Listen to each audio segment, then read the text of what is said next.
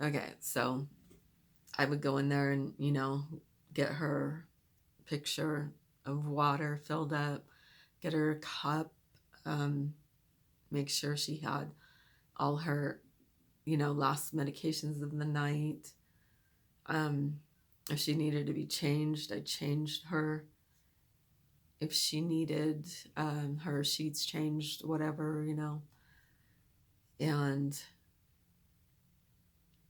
I would go back to my room and, it'd be after 1 in the morning and I'd sit down on the bed and I think, yes, I get to spend some time with my husband. And as soon as I sat down, phone rings. And this would go on for a while. And,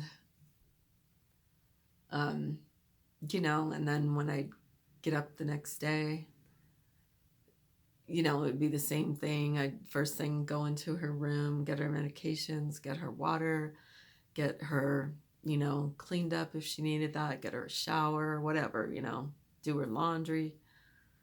Um, and like, I can't even remember all this stuff that I did because it was just never ending, and I'm not complaining. I'm just saying, that's how busy I was dealing with taking care of my mom, my dad, you know, everything, and my son, our animals. And when I just think about it, I don't know how we managed to keep ourselves together and close, and, because boy. And then, so one night we were watching a show called Doc Martin, and I'd started watching, things to try to keep my mind off of what was going on because I knew my mom was dying. That was obvious, but I also didn't want to accept it. So it was just a constant fight in my mind, and, depression, anxiety, everything. So I love English shows and I love Doc Martin. So my husband and I were watching it, and he walked over to me and stood in front of me, and I didn't think much of it because, he frequently would get up and come over, give me a hug and a kiss, whatever. And this night he said, "Dawn, will you marry me?" And I laughed. I didn't know he was serious, I thought he was joking. And then I looked at his face and I said, "Oh, are you serious?" And he said, "Yes." And of course I said, "Okay." So I think a couple weeks went by. We told my mom the next day, and uh, she was happy. My dad was happy. His family was happy. And I'd noticed, more of a decline in my mom. And I asked him, because my mom, right from the beginning, said, "Don't you dare get married without me."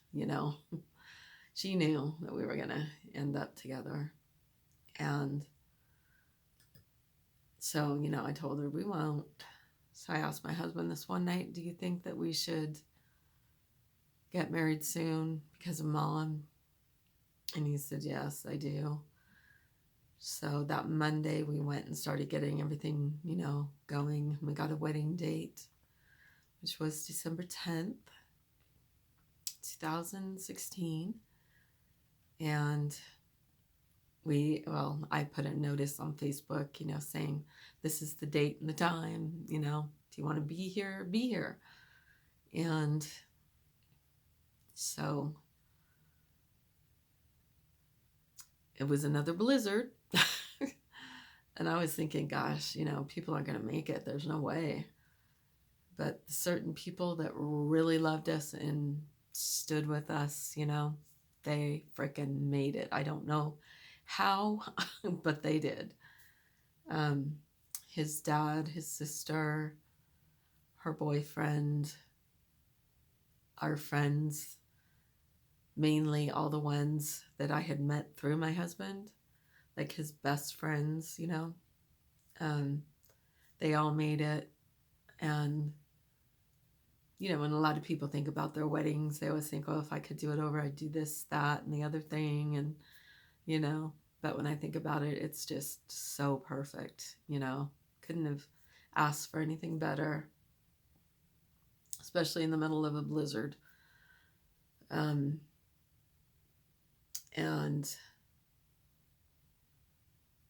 hold on a sec. Okay, I just had to think. 4 of the people that were there at our wedding are no longer here. One of my husband's best friends, his name was Scott, and I used to call him the human version of a puppy dog. He was just so happy and always smiley, and just a terrific person, He passed from COVID. Of course, my mom, my husband, and my husband's father. Those 4 are no longer here. So, that was just extra special. And I've got all the pictures. We hired an excellent wedding photographer, and I love her. So December, and things were, progressively getting worse for my mom. And December 23rd, woke up to my dad pounding on the door, calling for my husband. So my husband got up, and after quite a few minutes, he didn't come back. So I got up and I said, "What's going on now?" And they told me, "Your mom's passed." And, just immediately started crying. My dad called the priest. We're Catholic. And, the priest came and gave her last rites and all that stuff. And so let's forward a bit. Maybe 2018, my dad had ongoing issues through this time, and they were kind of slowly, steadily getting worse. And then I think it was around 2018, they got really bad. He was just constantly in and out of the hospital and just getting worse and worse. And so again, I was the caretaker. First, let me just say, during the time after my mom passed, I was pretty much in bed for 1.5 years. I was so depressed, I couldn't, and I started to gain weight then. Before that, I'd been someone that did at least an hour on the treadmill every single day, along with other activities and workouts, and I was constantly just on the go all the time. I lived an extremely healthy lifestyle, and I started to gain that weight, which is what you see now. So I had just kind of started to come out of, that, and then my dad took a turn for the worse, and so I was again 24/7, taking care of him.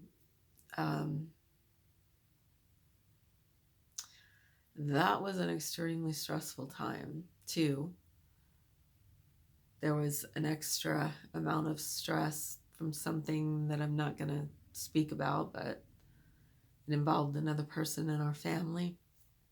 And so anyway, 2019, it was the summer, and he'd really been going in and out of the hospital just continuously. Another video.